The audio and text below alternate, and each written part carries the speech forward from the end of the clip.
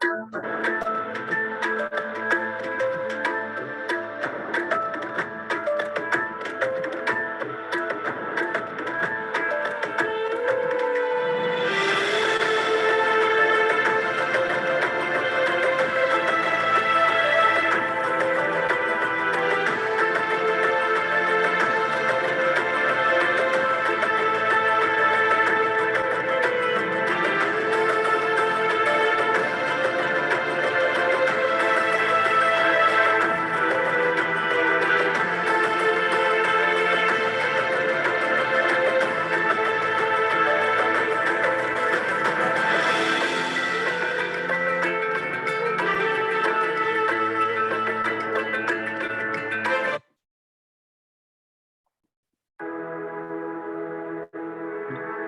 Zay Initiative, an ode to the past and not the future, a collection of Arab dress and adornment, celebrating human narrative.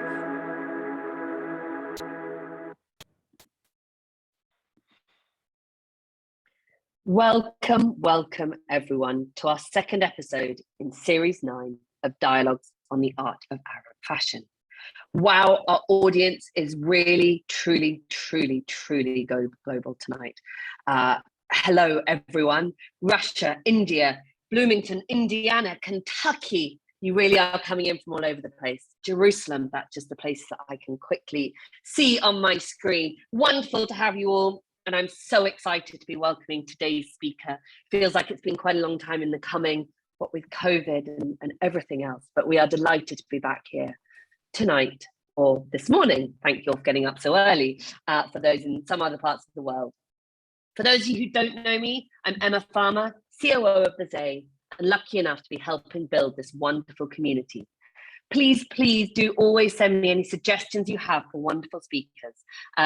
Brid came to us through one of our wonderful communities, so there we go. Some housekeeping, please use the chat function and tell us where you're all from and your thoughts as we go through the presentation. Please do use the Q&A function to ask your questions that are then put to our speakers at the end of the session. For friends of the Zay, don't forget to join behind the scenes. Last week's session was absolutely fascinating, and we even managed to solve a mystery, but I'll let Dr. Reem explain to everyone more about that so I don't get my pronunciations wrong.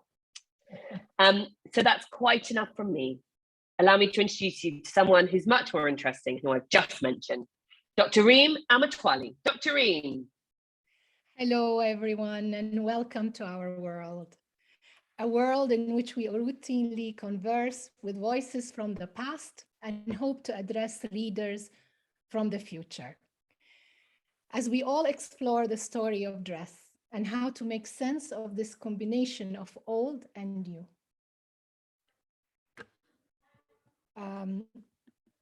For the benefit of those who are joining us for the first time, we always like to start by explaining our name.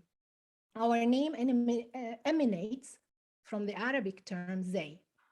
Zay literally means the costume and general attire of certain country or era. And why Arabic? Because Zay is interested or concerned with the legacy of the Arab world. Simply put, and as you always hear me say, we at the Zay Initiative collect the tangible to narrate the intangible. We collect artifacts to help understand those who used or wore them and narrate their stories. Some of you might wonder, what do I mean when we mention the Arab world? An Arab is a cultural trait rather than a racial one. Not all Arabs are Muslims, nor all Muslims are Arabs. The Arab world is full of rich and diverse communities, ethnicities, religions, groups, and cultures. They include Muslims, Christians, Jews, Yazidis, Kurds, Armenians, Amazigh, Berber, and many other minorities. Differences do exist, not only among these countries, but within the countries as well. And there are over 200 million Arabs worldwide. So generally, anyone who adopts the Arabic language is typically called an Arab. Today, I invite you to sit back and enjoy a journey into the history of silver ornaments in the Arabian Peninsula. The session is going to be very, very dense, and I love that, and so informative. You will learn in 1 hour many things and so much information that many of us spend years to research. So I invite our guest today, Brid, to introduce herself as we start our session. Hello, Brid. Hello, Dr. Reem. I'd like to thank you very, very much. It's an honor to be here today speaking with you. I greatly admire the work you and your team at the ZAY Initiative do for the preservation of our dress and culture before the history of the pieces are lost. Today, I'm going to show you some pieces from my own collection, and I would like to talk about the importance of the Bedouin, the historical influences on jewelry of the region, the materials used like silver and beads, and some traditional designs. So, what got you interested in this, Brid? If you give us a little background about yourself. Mm-hmm. Well, I first went to live in Saudi Arabia in 1989 as a newlywed bride to join my husband, who was working there for the US government. And I lived in Riyadh for almost a decade. And my introduction to the traditional jewelry in the souks was really the beginning of a long love affair with the Middle East. Thus, my interest in the culture, the traditions, the customs, and the people of the region really became a journey of lifelong learning. And my Yemen collection began in 1991 on a visit. And I subsequently lived and worked in Yemen on 2 separate occasions. And I became further immersed into the jewelry of the region and to jewelry of a higher quality. Amazing. So let's begin our journey. Okay. You're going to cover a number of topics. Mm-hmm. So you might be able to give us a small brief as to how you're going to navigate us through this journey. Okay, so I'd first like to begin with the Bedouin and the souks, and the importance of the Bedouin and the souks to the region and the role that they played in society, even though today the majority of people in the Arab world are no longer living the traditional desert dwelling lifestyles that they did in olden times. So that's really where I would like to begin. And maybe if we move to a slide, we'll be able to look at a photograph of the souk. Here I am in Riyadh in 1989. And it was the women, the Bedouin women, who sold in the souks. And I'm draped in various pieces that they were trying to get me to buy, some pieces which I did buy, but that was really the beginning of it all. So you're going to talk about the Bedouins, and then you're going to talk about the trade, possibly. Yeah, the historical influences of jewelry. Mm-hmm. Yeah, all of this. Yeah, materials and the silver the relationship between silver and gold, and how silver originated. And maybe you will show us some traditional designs, as I understand, correct? Yes, that's exactly it as we work through the slides. Yeah. Mm-hmm. So if yeah, go ahead. Yeah, I was going to say, if we move maybe to the next slide, we'll be able to look at a typical souk. This is in Khamis Meshet in Saudi Arabia back in 1991, which would be down in the southern part of the country near Najran. And you know, the souks were a vital part of Bedouin life. The nomadic Bedouin tribes traded with the settled tribes in towns and villages, where local news of events was shared over coffee. Souks were held daily throughout the different regions and different towns and villages. And as I say, here we have a photograph. And souk, for those who don't know, means market. Correct. It's the marketplace. And they're not always necessarily on the ground, but it's also very typical. And in this case, we have a gentleman selling, but you also would have women's souks. And I don't have a photograph of this because it's, you know, you don't take photographs of women, especially in those days, working in that environment. But, you know, being a nomadic people, everything the Bedouin owned had to be portable. And jewelry was portable. It was an ideal form of storing wealth, like a savings account. It would be worn in abundance or sewn into the lining or the pockets of the women's clothing as they moved. Bedouin never practiced artisan work. They sought out the silversmiths from the towns. And the silversmiths were craftsmen and had a secondary status within tribal structure.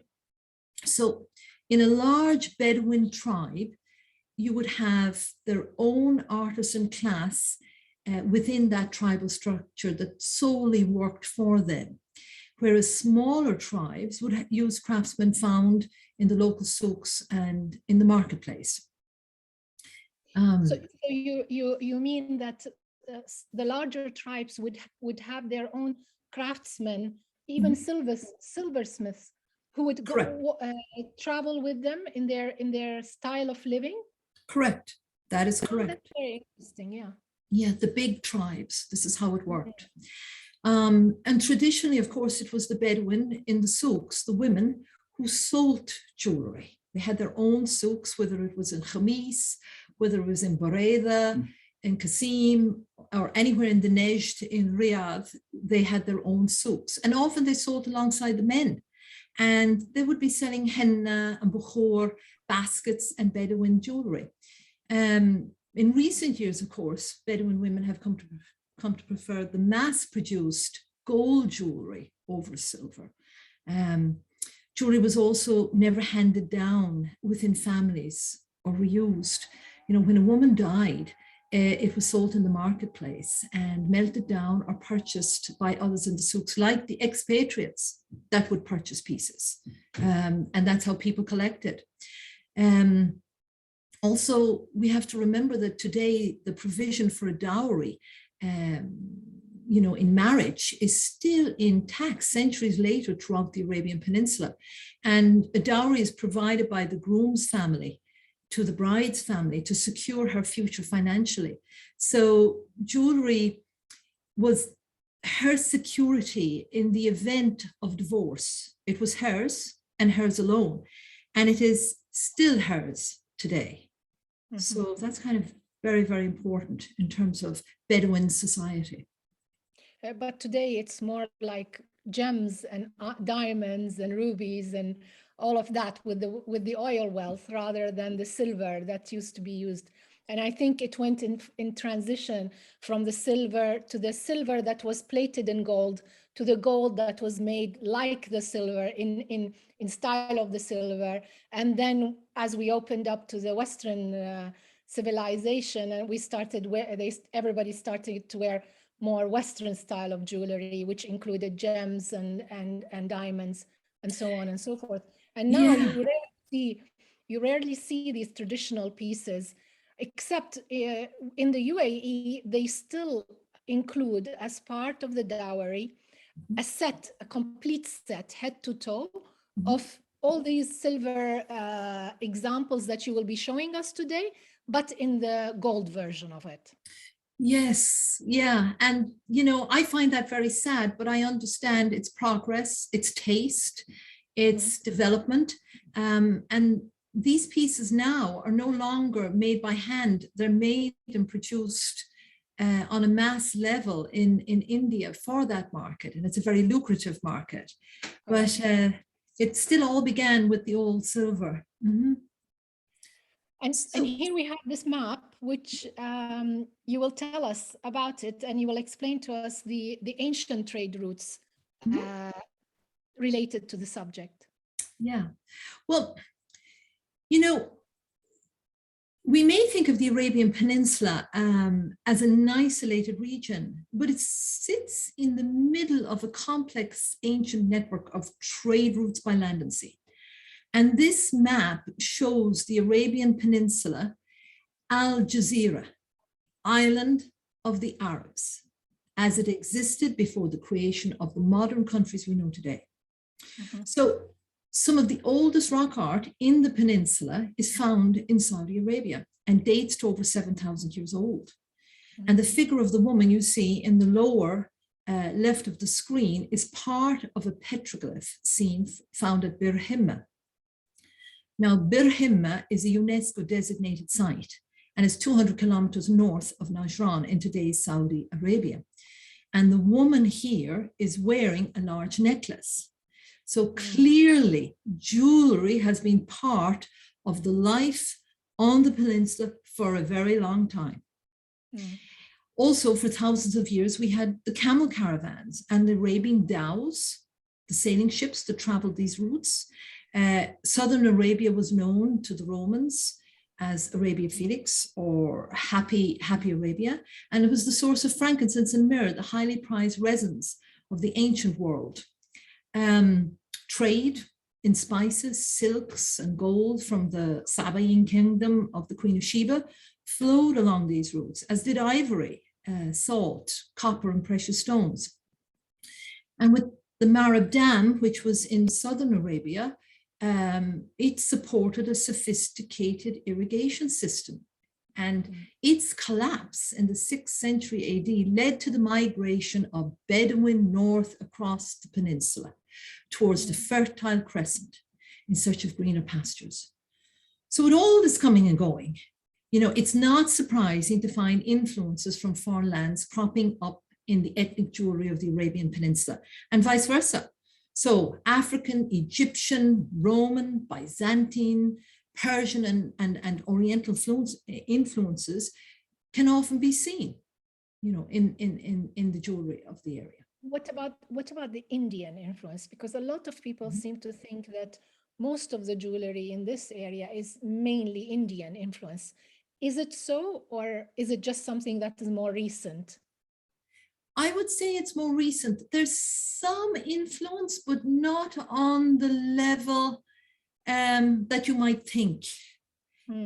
I would recognize an Indian piece over a Yemeni piece or an Omani piece or over a Saudi piece because there are certain characteristics that are traditionally done in the different regions, and Indian jewelry seems to have more design.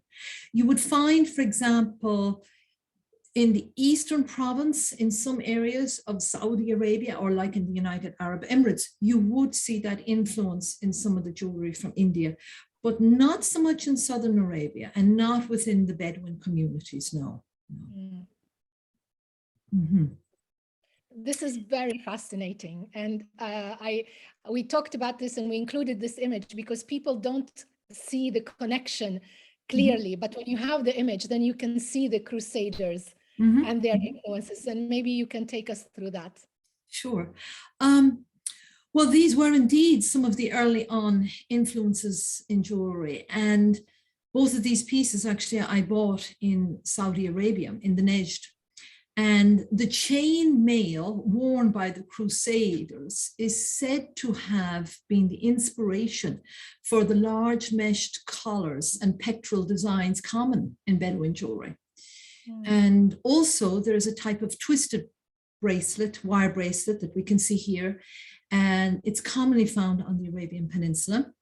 It's called the Celtic design. I'm actually wearing it today. And anyway, and so it's found in early Celtic tombs. And we know that the Phoenicians traded with the Celts. So the smaller image is actually from the British Museum, just as an example. But it's a Celtic design, and you'll find it throughout the Najd in Saudi Arabia and other parts of Saudi. And of course, the coming of Islam to the region inspired certain designs, primarily the frequently used hilal, which is the crescent shape seen on the top of the mosques all over the world. And with Islam also came pilgrims, you know, traveling to Mecca, thus introducing a new avenue for contact with areas outside the peninsula, creating further influences. So, yeah, it's kind of very, very interesting. Maria Theresa Thaler. Yes, well, I think anyone who has been in the area recognizes this coin, and it had such great influence. And I thought it would be a wonderful story to tell everybody about and to contextualize this piece and how its history. Okay, well, people often ask if Bedouin silver jewelry is real silver. And yes, it is. But silver doesn't occur in a pure form in nature. The standard silver, many of us know, it has 9 to 5 parts of pure silver with 75 parts of another alloy. And Bedouin silver never approaches such a high content. Silver was mined in Mecca and Medina region and in Yemen, but much of the silver jewelry of the Arabian Peninsula came from melting down Maria Theresa thaler coins, which have a very high silver content of 83%. And this piece I purchased in the souks in Riyadh back in the beginning of the 90s. It's important to note that, and this is very important to note, that Maria Theresa thaler coin was not just an ingredient in silver making. It was also used in embellishing necklaces like we have here in this slide. And the coins were also part of a bride's dowry. So it was multifunctional. And by the beginning of the sorry, go ahead. Just wanted to clarify, we are talking about the coin, which has the face of a queen that is very well known in yeah, it's the Habsburg. It's from the Habsburg dynasty, and in fact, she bore 16 children, and one of them was Marie Antoinette, that was Queen of France. But all the coins have a date of 1780 on them. Actually, there's a mistake there, a typo. I should say 1780. But by the beginning of the 19th century, the thaler had become one of the most widely circulated coins on the globe. And Saudi, Yemen, and Ethiopia had no currencies at this time. And it became the currency in circulation. Anytime I bought silver from the Bedouin women in Riyadh in the souk, or from Yemeni silversmiths in Yemen, the thaler played its role on the weighing scales. And every money changer had stacks of thalers on hand wherever you went. So it was very, very important. But it's beautiful necklace. That this type of a coin was used in jewelry and around the area when women are never photographed or seen, and you have a woman's face on a coin. It's very contradicting to culture in here, which shows you the vast contradictions we have in the Arabian area world. Yeah, that is so true. But yeah, this was the coin that was used for, as I say, multifunctional, and it was used for the dowry. It was used in the embellishment of a necklace, and it was melted down to make jewelry, along with another ally. And what are the other coins that are in this necklace? I can't tell you, and I have the piece. I'd have to pull it out, but I can't say right now. I don't recall. I think they could be Indian. This piece. This piece is very important because it takes us into the influence of the Jewish silversmiths within the Arab world. And maybe you can, again, situate us within that and explain, because I know you mentioned that there were very important families that are very well known by name who worked in the silverware. And you're wearing this necklace, aren't you? I'm wearing this necklace. If you can see it, I don't know, but it's an absolutely stunning piece. And it has a stamp. It has a cartouche. It's about the fourth link in is where the cartouche is on the back. But yeah, to talk a little bit about the silversmiths, it is special. And it's on its original silk cloth. And of course, it's very, very old piece. Most of the silversmiths in the region were Jewish. And with the Jewish migration from the area in 1949 and 1950, under the reign of Imam Ahmed, Operation Magic Carpet involved many flights from Yemen, of Yemeni Jews to the Promised Land. 49,000 Yemeni Jews were airlifted on British and American planes to Israel, along with 2,000 Jews from Saudi Arabia, and smaller numbers from Djibouti and Eritrea. Now, this initially resulted in the decline of the exquisite workmanship, as much of the skill was lost in the peninsula, as the Jewish silversmiths were the master craftsmen. But before their departure from Yemen, Imam Ahmed instructed the Jewish silversmiths to train the Muslims in the craft. And today, most Muslim silversmiths who remain are in their 50s or they're even older. Younger generations, for the most part, are not interested, sadly, in continuing in the craft. Silversmithing remains in the family lineage from father to son, so within the artisan class.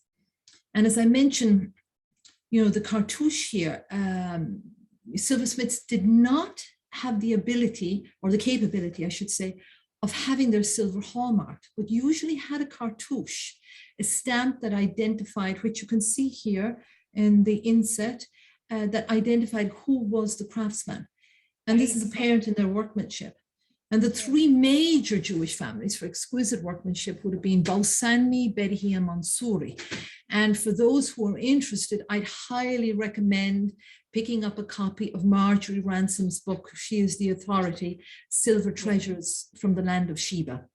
Yes. So that's a wonderful book and wonderful photographs. Correct. Correct. So, and of course, this was during the Imamate. The Imamate was the Zaydi Imams who ruled in Yemen for over 1,000 years, from the 800s until 1962 when the revolution began. So that's kind of a little bit about it. And from that we come to these stones, I would say, and maybe you can tell us they are amber, or could you explain a little bit more on those? Yeah. So amber is it's the fossil resin of pine trees, and they date back 40 million years ago, when it oozed out of the trees, hardened, dropped to the ground, where it remained buried until found by mankind. Archaeologists claim it was treasured in the Stone Age and worn as jewelry for thousands of years.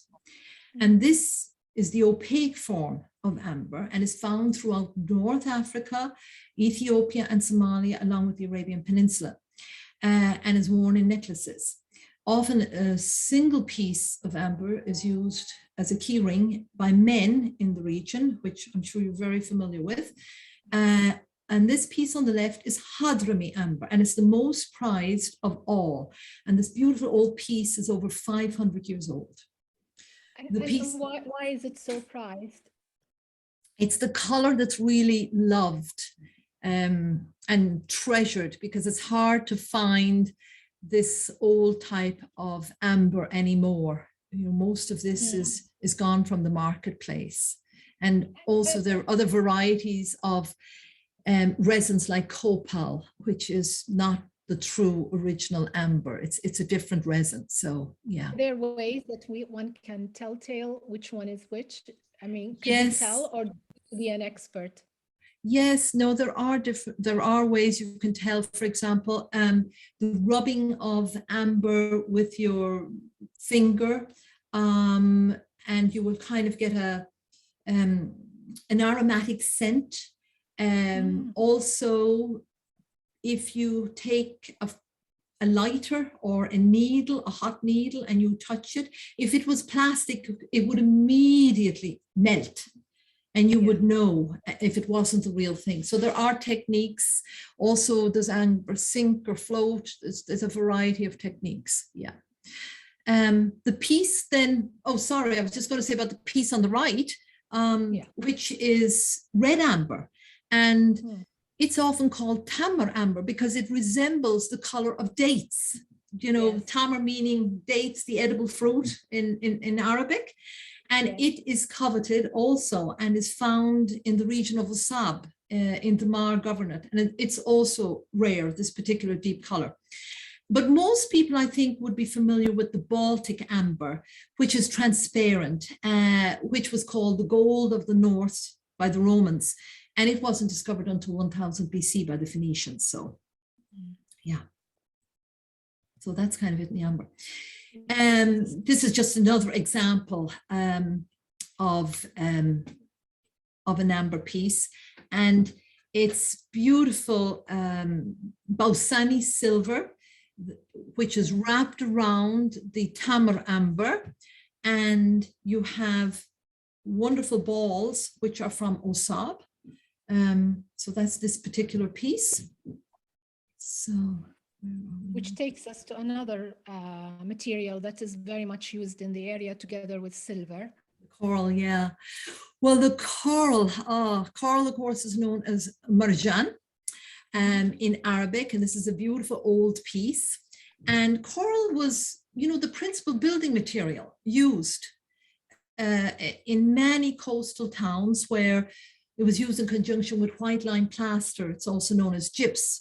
So here we have, you know, homes were built of coral, like the old city of Jeddah. And here we feature Beit al-Nasif, an old merchant home where from the rooftops, evening prayer sounds like an a cappella of the faithful being called to prayer at sunrise or sunset, I beg your pardon. There are coral houses on the Farasan Islands in the Red Sea, which belong to Saudi Arabia, and the holy city of Zabid in Yemen also has coral homes. So coral tends to, you know, it comes in black and white and shades of pink to dark red, the red being the most valuable and sought after pieces in jewelry. So, yeah. Wonderful. And this one, this has a fascinating story, and I think our audience will enjoy. So I'll let you tell it. Okay. Well, I'm wearing the photograph on the left, I'm wearing the ring, the turquoise ring. You know, turquoise, Feroz, Iran is known as having the best turquoise in the world. And turquoise has been mined in Egypt's Sinai Peninsula since ancient times. However, the type of turquoise that's found in jewelry of the Arabian Peninsula was mined around Mecca and Medina. It is the matrix style of turquoise. It's a streaked form, as you can see here on the left. Mm-hmm. It is usually set in a cabochon style, so it's not faceted. And in Bedouin jewelry of the Arabian Peninsula, you can see here the turquoise with silver design embellishing the rings. Mm-hmm. So this is very traditional. I bought this in Saudi in the Nejd. And there are striking similarities between these pieces and the turquoise jewelry of the Native American Indians in the Southwest in the United States, as in the photo on the right. And this can be explained by the Spanish colonization of Latin America and Mexico. And when we think of the Moors and the 800 years of Islamic rule in Spain, so the Spanish conquistadors traveled to Mexico and Central America and eventually to the southwestern region of the United States that we know like Santa Fe, New Mexico today. Mm-hmm. And they brought with them a knowledge of Islamic artistic motifs and silver-mounted turquoise. So it was the Indians learned silversmithing and stone setting from the Spanish, but its origin dates back to Arabia. So I think this is actually fascinating. You know, it's really fascinating. Yeah. Yeah, it really is. The connection, and to be able to witness it. You know, today we see so much in, as you said, Mexico and southern U.S., southwest U.S., and to see that there was this journey that came all the way from Persia to Arabia to Egypt to Spain to Morocco to Spain, and then from there to the United States or Northern America. It's fascinating. Yeah. Another thing I'm just going to show is, you know, there were, I'll just hold them up. I don't know if you can see them or not, yes. But there was, turquoise was also worn in the hair. These are hair pieces, hair ornaments. Okay. And these pieces, you know, they're typically were set in silver, gold or brass, in this case, brass. And 7 of them would be worn, threaded into the hair. These pieces are also from Saudi Arabia and are very rare. Amazing.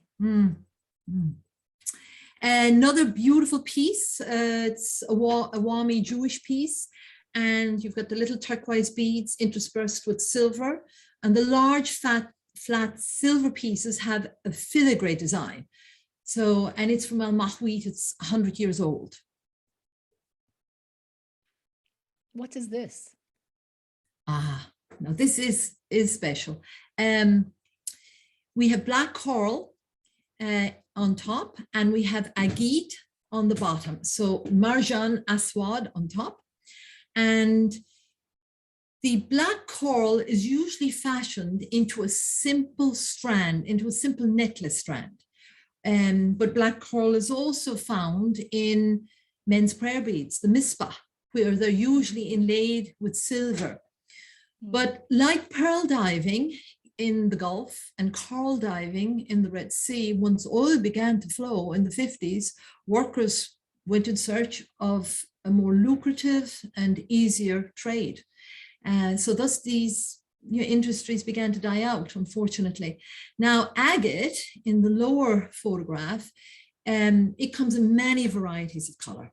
And it is one stone most popular among men of the Arabian Peninsula, set in silver and worn as a ring. And like women, we were talking about yesterday, choosing a diamond today, men spend a lot of time choosing the perfect agate stone that appeals to them. So in Bedouin jewelry, agate is also popular, and black agate seen here in this particular piece, in this necklace, is very rare and comes from the region of Taiz in Yemen. And this piece is over 300 years old. Wow. One always thinks of pearl when you think of the area, but you never think of all these other stones and see, you know, whether it's from a plant form or from the sea, you know, that are around and available. And I don't know if they still mine them today or look for them, or do you call it mining? I don't know. They do. They mine for agate, and they also find agate sometimes loosely, like if you were in areas in the desert, you would actually find a lot of beads just lying on the sand. The wind blows the sand, and you will often see, you know, various beads, various stones in certain places, particularly around archaeological sites. You would see this. Yeah. So this beautiful piece, it's really exquisite. It's a very heavy agate piece, and it's set in silver, and the agate is worked in a cabochon style. So it's not faceted. It's a Jewish Mashrigi piece from Sada. And the silver decorations, which are very interesting, they echoed the shape of the traditional half-moon-shaped Yemeni windows known as Gamaria, which you can see in the lower insert. So the designs were inspired by the environment the craftsmen, you know, lived and worked in. So I find this really very interesting. It's a beautiful piece. This is a very special piece. It's one of my favorites, my own personal favorites. And it was purchased on my very first trip to Yemen in 1991. And I got this in Shahara in the Yemeni highlands. It's a Bedihi Jewish silver, and the silver has a cartouche on the balls, beautiful amber. And amber, of course, as you have seen now with previous ones, it comes in many different shades of reds, browns, russets, golden browns, and yellows. So really beautiful piece. Ib. Now this is another interesting piece. Now hers, and I have a sampling of different kinds of hers here. So I'm going to hold this piece up. Which are amulets. So most hers are cylindrical, like this particular piece, and they hold a verse from the Quran. Sometimes, usually they're sealed, but sometimes you might find one that is open. And of course, the verse from the Quran has been removed when it's sold in the marketplace. Rectangular hairs, as we have here, tend to be more Omani in design, in that you will find the rectangular shape in Oman more than you will find the cylindrical shape, which you tend to find elsewhere in the Arabian Peninsula. This piece from Ib, what's interesting is if you look at the insert of the ghoul or the rosette design in the silverwork, it appears on the traditional sitara, the outer garment worn by the Senani women, as shown in this photograph. And the ghoul design or rosette is also found on Persian rugs, and you'll also find it in Indian designs. So here we have the trade coming back in terms of silks and spices and so forth. So it's interesting. It's a beautiful old piece. These I purchased in Saudi Arabia. We have the hers and the bracelet. The hinged bracelet on the right-hand side has pink coral beads, and it's worn by the Bedu in Saudi Arabia, but it's made in Al-Bayda. And then the hers, which is rectangular in shape, it was made in Sauda, and it has 2 glass inserts with silver hands of Fatima from the medallion. And of course, the glass making, you know, is believed to have developed in Syria during the Christian era, at the beginning of the Christian era. But yet the Phoenicians were said to have first discovered it on the shores of the Levant and the Med. So, but the most superb collection of glass beads that I have ever personally encountered were in the Ceramic and Glass Museum in Tehran. And this was the private collection of the wife of the Shah of Iran, Farah Pahlavi. So well worth seeing. Okay, 2 more pieces. These were purchased also in Saudi Arabia. The hinged ankle bracelet on the left is hollow, and it has some grains of sand or small stones inside to cause a rattling sensation as a woman would move. It's got beautiful engraving on this piece. But what we must remember is that these pieces were worn in harsh desert environments. Thus, they would become damaged easily if they were made of pure silver. So this is why you often see pieces that do not have a high content of silver. And because once metal is added, another alloy, it makes the pieces stronger, which is necessary for their nomadic lifestyle. So the key, you know, when purchasing old pieces like this, is to find pieces that are well made first, then look at the silver content. Yeah, and the bracelets on the right, sorry, go ahead, Dr. Reem. No, I just wanted you to explain how they would be worn. Not many people maybe are acquainted that these are up on in this section of the body, right? Yes, they would be worn up here, one on each arm. The bracelets on the right, and the hinged one would be on the ankles. It's hinged so it can open and close around the ankle. So the upper arm bracelets, they're beautiful, you know, would normally have filigree work, but here they're heavily granulated. And it's a matching pair, which is rare to find. And it's beautiful workmanship. It's Ibrahim Al-Mahdi, a master craftsman.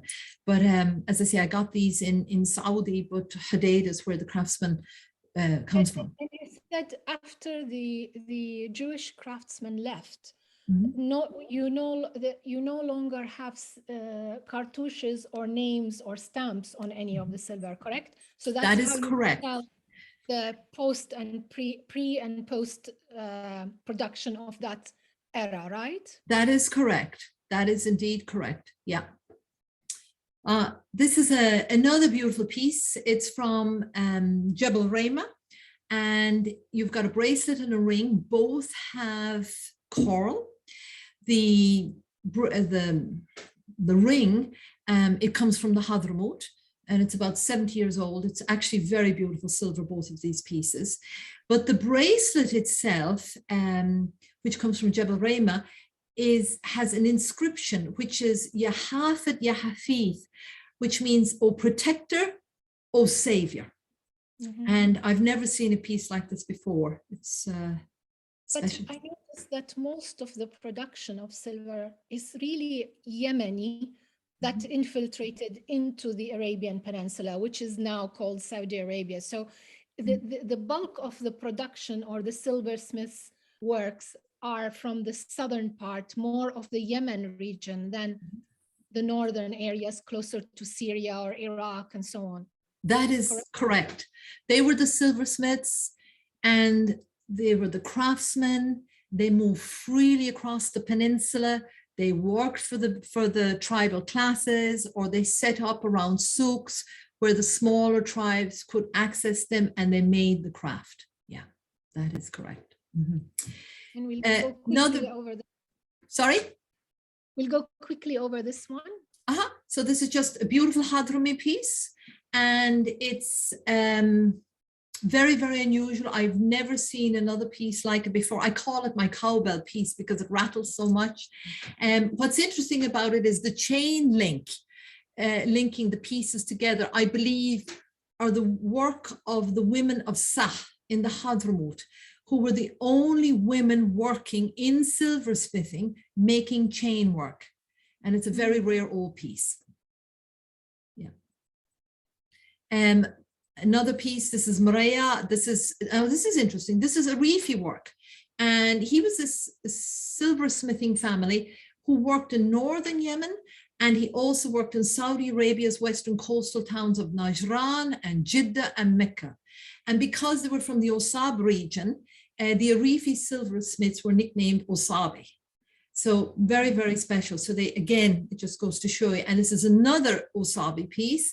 Very interesting, because if you look at the 5 buttons that are hanging on this piece, so that are embellishing this necklace, Bedouin dresses were always decorated with embroidery and a variety of colored threads and silver beads.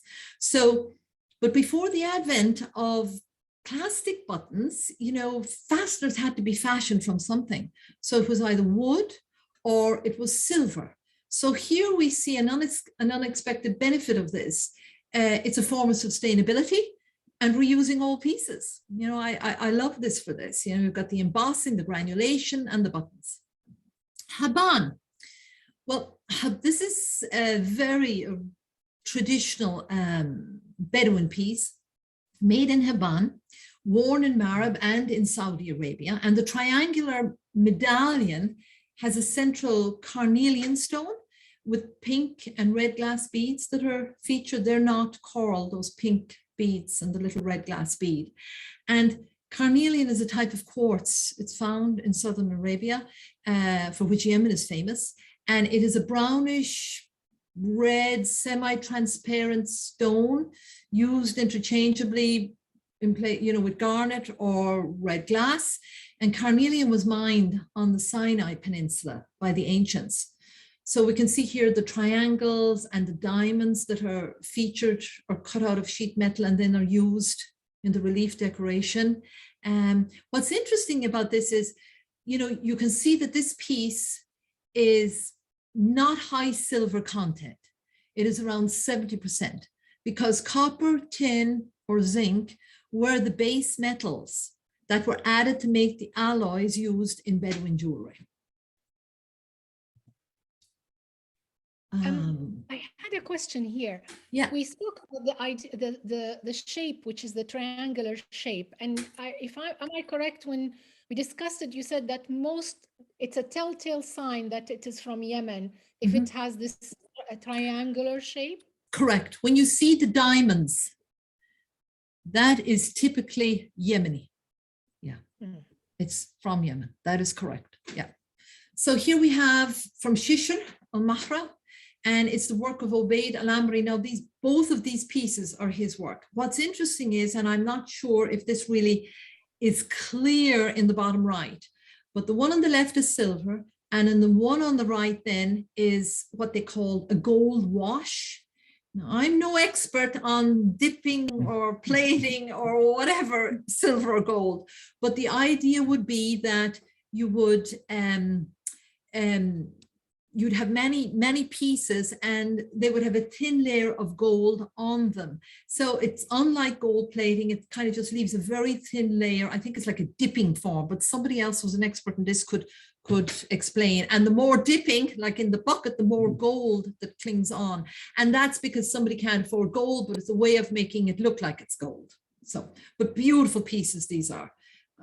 Head pieces. That's our final slide. Yeah. Sadly.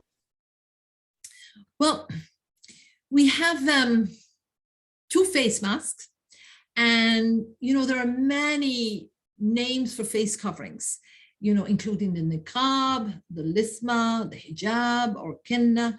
I'm calling these lisma right now. And both of these pieces were purchased actually from the Bedouin women in the women's souk in Riyadh in 1989. The lisma on the left is the workmanship of Yahya Saleh, a Sanani Jewish silversmith.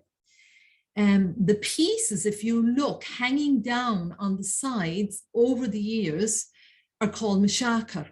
And if you look at the one on the right-hand side, you can see that the piece hanging down has some glass settings. Yes. Now, I would also like to draw your attention to the one on the left. You will see there's a nose piece, and it's actually very uncomfortable. I actually have it here. It's very uncomfortable if you put it on your face, because this thing keeps hitting your nose and moving around. So I'm not really, and it's hollow on the back side of that. So I'm not really sure how that fixed on their nose. But anyway, I suppose the Bedouin ladies of Arabia left me with an intoxicating introduction to the fascinating world of traditional jewelry, shaped as it is by so many historical and cultural influences. And without the Bedouin, there would be no market for the craftsmen, who produced wonderful works of art that we have been looking at, here today. But is it correct to say, although people call it Bedouin jewelry or Bedouin silver, and I think Sigrid is on this group that is listening to all of this, it's really not Bedouin. It was used by the Bedouins, but they weren't people who are making it really. No. It's more the city dwellers, these craftsmen that were making it for it to be used by these nomadic people to carry around as a form of jewelry, as well as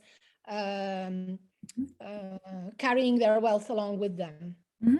That's exactly it. I mean, the craftsmen were the silversmiths from the artisan class, and the Bedouin tribes, if it was a large tribe, they had craftsmen who moved with them and made the jewelry for the women in the tribe. The smaller tribes that could not afford that would go to the souks in the towns, to the marketplace, and they would deal with a craftsman there, and from that class, from the artisan class, and he would make up the jewelry. And often what would happen also is when a groom is wanting to marry his bride, and he has to present a dowry of jewelry to the family for the bride, for her security, her financial security, and her future. And sometimes they might say, oh no, that's not enough, go away. And he has to go back to the craftsman, and he has to have more jewelry made. Well, now he still has the same amount of money. So what does he do?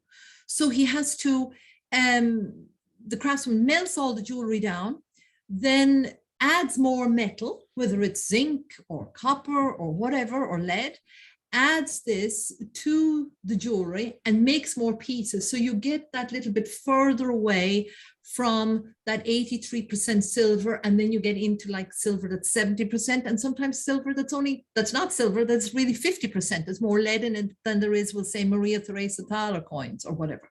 So yeah. Well, Emma's here. Thank you so much. This has been so fascinating. I learned a lot through this small introduction, or brief introduction of an hour or so. I wish we had more to speak about it, but I really appreciate the detail that you went through, and in contextualizing all of this and putting it together for us. It's fascinating, and thank you very much for the effort you put into that, really. Well, Emma, you have questions for us, I am sure. It really was so fascinating, and so many questions have come through. I'm definitely not going to be able to get through all of them, and I hope many of you will join us on behind the scenes. But let me start with a few of them and see how I get on. So the first one from Emily Bryant: are the pieces by the master smith always signed, or can they also be identified just by stylistic elements? They can be identified by those stylistic elements. They're not all signed. At one point in history, silversmiths, because they didn't have the ability to hallmark, they put the cartouche on, but I think and around 1920, I believe, was when pieces, after that particular period in time, the craftsmen no longer put a cartouche. So most pieces with a cartouche would be prior to 1920. Wow, thank you. Is it easy to find any of these pieces that date back before the 20s? Yeah, there is. I mean, there are wonderful silversmiths in Yemen that know the value of their collection, and you know, they sell, they trade, I mean, that is where there's an incredible collection still. There's no question about it. There's some very, very good silver jewelersmiths in different parts of the country. Marjorie Ransom would be an authority on some of the silversmiths. I mean, I have my own, but she, you know, traveled wide and knows many silversmiths in the country. Mm-hmm. Wow. I'm going to stop you there and get on to the next question. Sorry. Does the Bedouin section of the Riyadh market still exists now? Because I have never seen jewelry there except in the odd shop, and that's from Andrea Morris. No, it was, it's all sadly gone. It was where the abattoir was. We used to walk through a very old part, mud buildings and goats being slaughtered and you name it to get to it. And the women would be sitting on the pavement in the midday sun baking. I don't know how they did it in layers of black, but they did. And they sat there all day and they sold their pieces. Mm-hmm. No. Wow, no. Just amazing. Are there any laws or restrictions nowadays for exporting such old jewelry from Saudi Arabia? I don't know. I know that Saudi Arabia very much wants to have anything, you know, if people want to donate pieces, as do all countries, to donate pieces back to them as part of their heritage and culture. But I mean, I bought the pieces, so that's different. I think if there's pieces in the marketplace for sale, you probably can buy them and you can leave with them. Every country is different in terms of importation. So it depends on where you live in the world and if you had to pay any kind of customs. In terms of, I know, like, for example, in Saudi Arabia, the doors, if you wanted to buy a Saudi door and take it out of the country, you have to get permission. So there are certain things and that you have to have permission for. So that would probably be on their website somewhere. Fantastic. A lovely comment here from Joey to help us all. The Maria Theresa Tallers is called Safor, Safor, S-F-O-R, mother of the bird, due to the Hasburg double-headed eagle. I was buying them from Bedouin women at the Wednesday souks in Beersheba, Israel. Ah. Go. So there we go. Joey, I'd love to connect with you because he's got Yemenite ancestry and has jewelers on both sides of his family. So Joey, it'd be fantastic to connect. Hopefully you can get onto behind the scenes.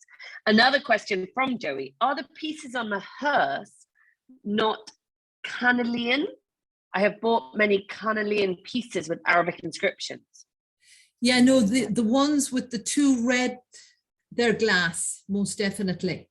But you will find carnelian. It's interchangeable. Garnet, glass, and carnelian are the three stones that can be interchanged in jewelry in the Arabian Peninsula. Oh, wow. So yes, but my pieces are genuinely glass as opposed to carnelian. Mm-hmm. Wow. Okay. Another comment: I assume most of these jewelry were worn by women, except for the agate ring mentioned before. Did the men usually wear jewelry? No, the men don't wear jewelry. First of all, men in general in the Arab world don't wear gold. If they are going to wear gold, it's silver. Now, obviously, people wear Rolexes, men wear Rolexes and other watches, and that has changed somewhat in society. But in general, if they're going to wear a piece of jewelry, it's silver, and it would be an agate set in that silver stone. In the silver, Fabulous. agate stone set in silver, I beg your pardon. No worries, no worries. And a question from Malik that I think you did cover, but maybe not to his in-depth detail. What is the necklace that made from dates and an apple representing Bedouin jewelry? It was mentioned in the poems of the first Islamic century poetry. Which piece? Sorry, I didn't catch it. What is the necklace that was made from dates and an apple? You know? Have you come across? I was talking about the dates as in Tamar related to the amber. Is there a necklace from dates and an apple? I haven't heard of that. Tamar what? I haven't heard of it. I don't know. I'm not. We will investigate, Malik. We need to. We definitely need to. Yeah. I'd like to know more about that. Okay. Maybe there is. Wonderful. And the final question before we go to behind the scenes, where I'm hoping, Brid, I can get you to show some of your fabulous collection to us all. Did the stones or colours of the stones have a special meaning, significance, or was it only decorative? They did have a significant meaning. You know, red resembles blood. So it's kind of, and trying to ward off the jinn or ward off the bad things that could happen to somebody. So if you wear it and you're projecting it off you as an image, you know, it should ward off that evil from you. So that's why you would have, like, I'll hold up here, here's a ring, and it's from Saudi, and you see the red. I don't know if you can see this. There we go. So I'm going to just show this piece, and you've got the red coral. So that would be to ward off the jinn, basically. So red would be very popular. You also must remember that in the desert environment, they're wearing black, and they're out, again, we're talking about the Bedouin, the desert dwelling Bedouin, and they want to display color and they want to show their jewelry. And also it's a portable way of carrying them, but they want the color with their clothing in that environment. Wonderful, thank you. Susan, thank you for sharing the book. And I also saw that somebody else shared a book earlier as well. Catherine and us all here at the Day are desperately trying to put together a directory of books to add to our directory. So please do share them, send them in. And we are trying to put those into a really uniform way so that whenever you're doing your research, you can try and help. As I say, everything we do is 100% for the love and to fund our research. So, but please do send in those books, and we will try and build that community of books so you can all get your hands on them, because they are just fabulous. Anyway, thank you so much, everyone. We are back here with a webinar, Dr. Reem, on the 8th of February. Indeed, yes, on Iraqi jewelry, yes. And we're really excited about that. And many of you will see on behind the scenes as soon as I can get there. Oh, Dr. Reem, one more comment, please go ahead. It's Mesopotamian jewelry rather than Iraqi. Iraqi is. Oh, sorry, she is an Iraqi jeweler. There we go. An Iraqi jeweler, and actually she is the daughter of Iraq's father of sculpture, Hamad Ghani, who, Emma, you've seen the door he made for my home. So he's yes, a very of well-known course. sculptor, yes, and who had passed away, and a very good friend.